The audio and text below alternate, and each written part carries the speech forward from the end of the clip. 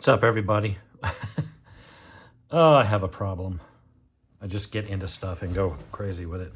But I was talking and we just did the review of this Olev's $33 watch, which again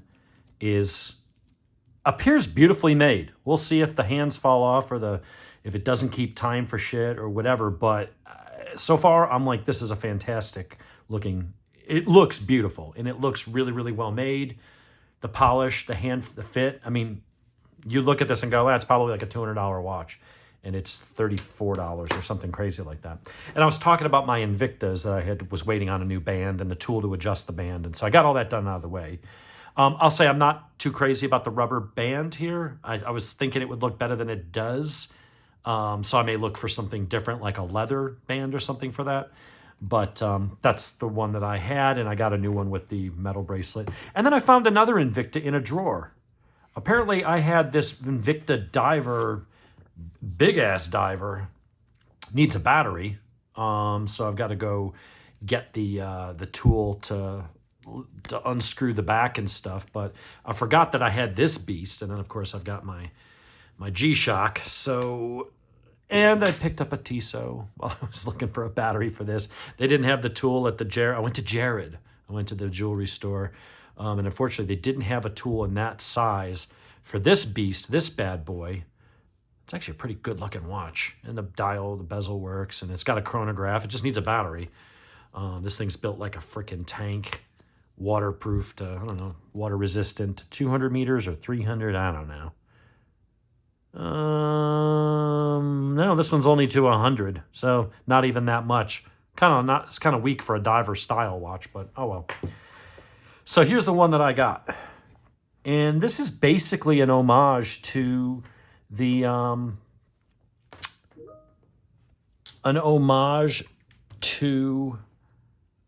Submariner. So what I've got here is I did get the band adjusted. And see how this just looks? Let's get this one off the table. It just looks proper with the metal band. The rubber band, it just doesn't look right. But I broke the metal band trying to adjust it and get the links removed. Ended up breaking it. And so I was like, I'll just buy another watch and get the right tool. So I was able to get this. It's a nice little watch. I was able to get it adjusted properly to my wrist. I haven't taken a measurement of my wrist, but I needed to take 2 links off of each side. And then I had to move the little micro adjust here. And I got it to where it doesn't rotate, but it will slide up and down just a little, so it's not sticking. I got a little bit of space so air can get in there. That's perfect for me.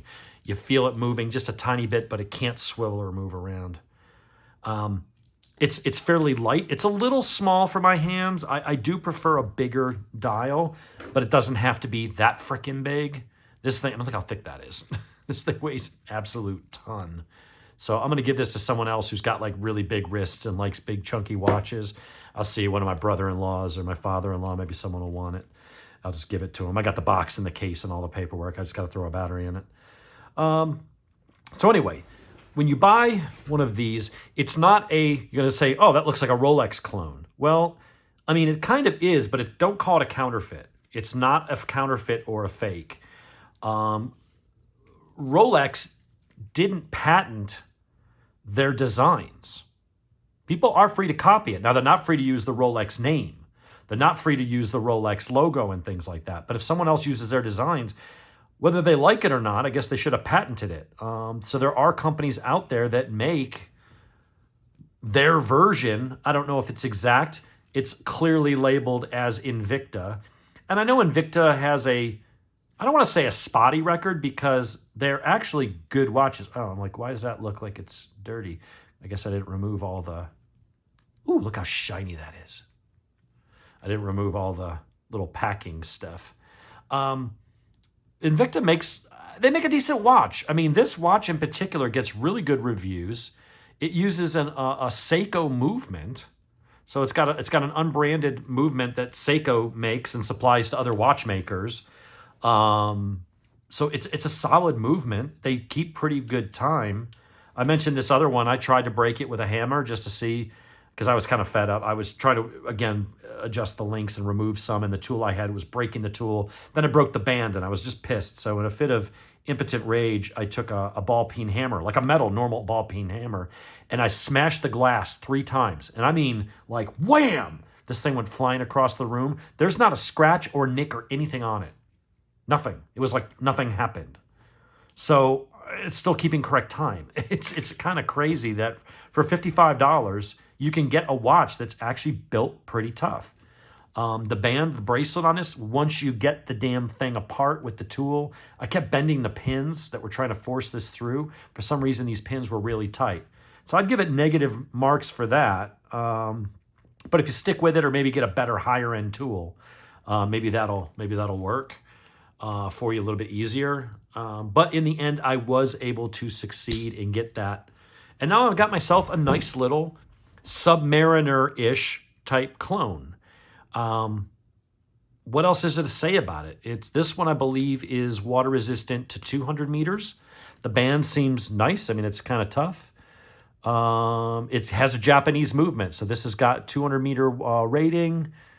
So, you know, if you want to go swimming in the pool, or I wouldn't go deep sea scuba diving with it, but you want to jump in the pool and do some snorkeling or light scuba, I don't think you're going to have a problem. I've talked to people and seen videos of people that have actually gone scuba diving with it.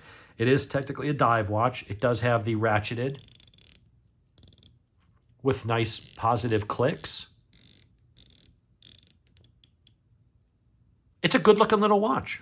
You know, if you don't want to spend a ton of money, I know that there's a lot of watch snobs out there, and they're like, they see it as a status symbol, and that's fine.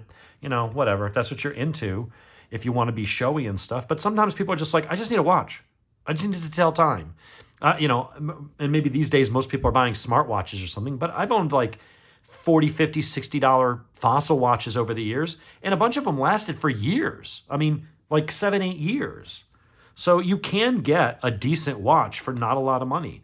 I really think this is probably one of the best deals, because this one in particular, there are plenty of Invictas that are massive and chunky, and some of them are just stupid looking, frankly. And they're all showy. I just don't like that. They do look cheap and gaudy. But this is a nice classic design, and from a few feet away, you would look at that and go, oh, looks like brother's got a Rolex. It's a nice watch. And I understand some people go like, oh, if you want to look like you got a Rolex, just, you know, go get a Rolex. I don't know, man. There's things I'm willing to spend money on, like motorcycles or a car or my house and stuff. But when it comes to watches, I'll spend a few $100. Maybe one day I'll spend $1,000 or $2,000 on a really nice heirloom quality, get a really nice Tag Heuer or something like that. One of the upper level Movados, maybe a Grand Seiko, one of their entry level models, around $3,800. But I don't know. It's like if I had a really good year in sales and had some extra commissions, Johnny, sell some shit. You know, then maybe I would go and spend that kind of money. But for me, I'm going to probably limit my watches to $500 or less. And the reality is today, $500 buys you a lot of watch. Case in point, this bad boy that I'm going to be reviewing after I make this video. So stay tuned for that. But if you want like a really nice diver style watch that doesn't break the bank, here's the model number. I'll put a link to it.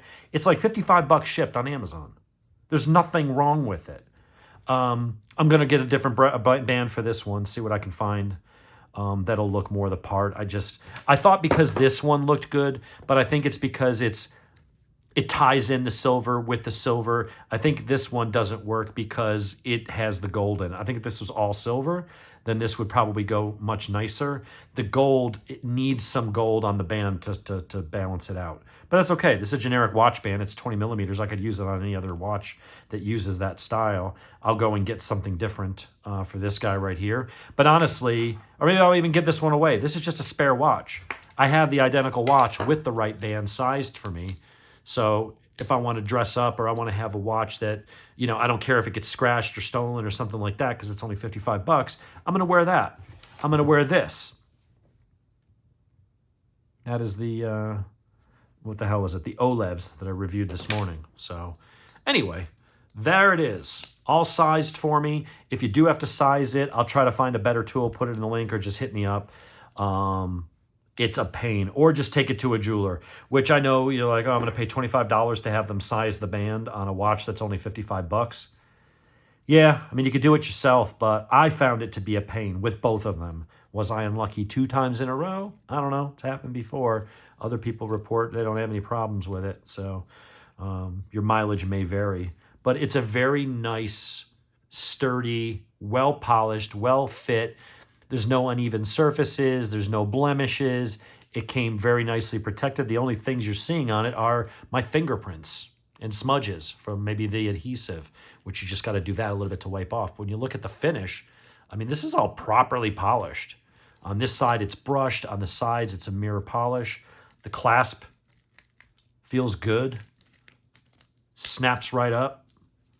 That's a nice little watch.